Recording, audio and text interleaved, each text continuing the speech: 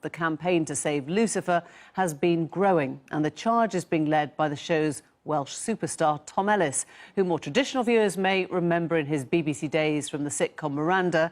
He joins us now from Los Angeles, and in response to what we know is his huge fan base in America, we're welcoming for the first time our viewers who are watching this live streamed through YouTube. Thank you for joining us too. Tom Ellis, it's great to have you. Just talk us through this response from fans. It sounds overwhelming. Hi, Emily.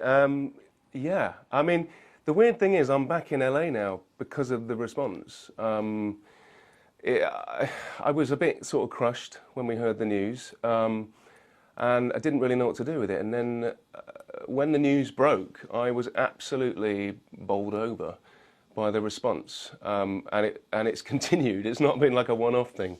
So it's kind of encouraged not only myself, but the people who make the show, Warner Brothers and Bruckheimer TV, to try and find a home for it, because it feels such a shame that so many people feel so upset that it's finished so abruptly.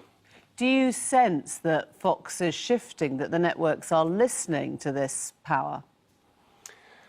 I mean, it's a difficult one, Emily. At the core of all of these decisions, it's business, and if a show isn't doing the right business for a network, then they've every right to cancel it. And I think it's very easy for people to turn their attention towards Fox and have a go at them. But I'd like to thank Fox for 3 years of having a great opportunity to do this show. It just obviously didn't make sense for them to continue doing it for whatever reason. But unfortunately, the people that get left out in that equation are the fans.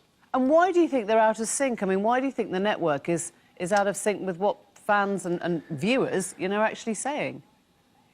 Well, like you said in the opening VT, TV's changed a lot, and network TV over here is very much locked in to what it was, and they rely on the Nielsen ratings to let them know who's watching and when, so that they can, create the advertising space, and that's ultimately what the business model is. What that doesn't encompass on the ratings is passion, and social media has now become this platform for fans because of streaming, because Lucifer lives way outside of the Fox domain now, and we sort of knew that all along. But this sort of response has just kind of absolutely solidified that feeling. So Tom, as an actor, let me just ask you: would you? I mean, you thanked Fox for their sort of devotion so far, but do you feel that you would prefer to leave mainstream TV with all the complications about sports and ad rights and all the rest of it, and just go straight on Netflix, go on Amazon? So you avoid that. Would you now talk to the streamers? I mean, listen, I'm not in a place to talk about conversations that are or are not happening. All I know is that a conversation has been sparked by this, and we are trying to find a place. I think the obvious place would be somewhere like that. The Brooklyn Nine-Nine situation is a bit different, because the studio that made Brooklyn Nine-Nine is encompassed in the same network of NBC, which is where it's now gone to. So that's much more of a clear decision to make. This, because Warner Brothers are an independent studio, they don't have a network. It means that there are other places we can take it, and those are potentially exciting places. But who knows? Watch this space is all I can say. And do you think, in brutal terms, that there is a risk that social media amplifies, if you like, the sound of the fan base, when, as you say, it has to, at the end of the day, come back to the hard business facts of what makes them money?